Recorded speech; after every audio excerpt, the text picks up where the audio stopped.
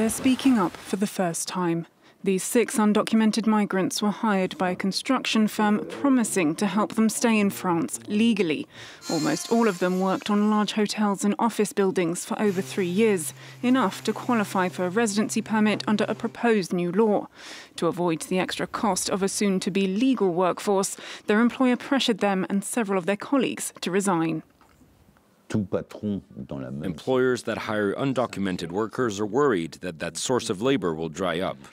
They're concerned that these foreign workers will get the right to work legally and ask to have their rights respected. These builders turned to France's large and powerful left-wing trade union, the CGT, for help. That is not a good saw. We pay the price. We get injured. That's how we carry them from the ground floor to the 6th floor, 90 kilos. That's how I ruined my back.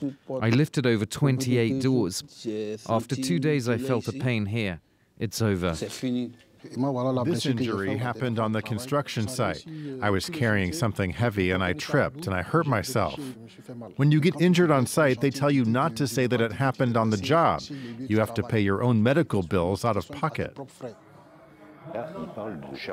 These workers are like cannon fodder. Some employers who are unable to fill their vacancies legally actively go looking for undocumented people to hire. But the working conditions are so bad, and the pay is so low that even they don't want to do it. And other businesses look to hire these workers simply because it boosts their profit margins.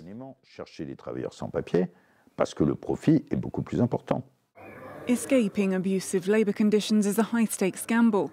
The clandestine workers could be given leave to remain in France legally, or they could be deported.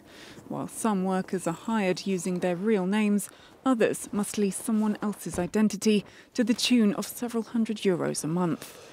Moussa fled jihadist violence in Mali a decade ago, but his asylum application wasn't successful. To work instead of stealing to survive, I paid for someone else's identity. He is here legally. You get everything photocopied, including the social security card and residency permit. I pay 30% of my salary to use his identity. If I earn 1,400, I get €900 and he keeps the rest. Since 2013, he's gone through 4 aliases. To avoid being ID checked by police, he rarely goes outside, except for food and work. Bonjour. Since coming here, I've not had a moment's peace. I've been living in fear for 10 years. I dress well, I carry myself well, like an ordinary person. I don't dress like a thug. It's the only thing I have control over. Back home in Mali, Moussa studied law, but now he's a rubbish collector in the greater Paris suburbs. Around half of his 30 colleagues are in France illegally. It's not written on your forehead that you don't have papers. When you're undocumented, you don't get paid holidays or unemployment benefits.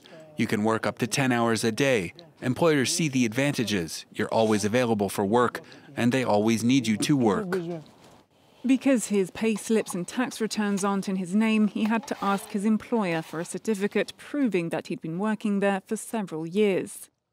I need to have my true identity recognized and work legally. Some employers ask for money. Mine wanted 6,000 euros. Undocumented women are often cleaners. Marie cleans public and private buildings non-stop from 4 in the morning to 10 o'clock at night every day. This charity explained to her that without a paper trail, her past 5 years of work aren't enough to grant her residency in France. They did it on purpose. There's lots of cleaning ladies who aren't here legally. If you don't have papers, being a cleaner is pretty much the only job you can do. Daycare centers, social services and offices, no workplace can function without us cleaning ladies. The charity Les Imad helps over 100,000 people a year and has noticed a stark difference in how some newcomers are welcomed. Ukrainians are treated well in France. We want all foreigners to be treated like this. Ce que nous réclamons, c'est que tous les étrangers soient traités comme ça. Solicitor Jean-Albert Guidou has taken on the case of 2 Brazilian cleaners who never got pay slips and whose employer stopped paying them. The mother and daughter duo were often together, doing work that was physically grueling. I worked 12 to 15 hours a day. She never offered me water or food. My mother worked until her fingers bled.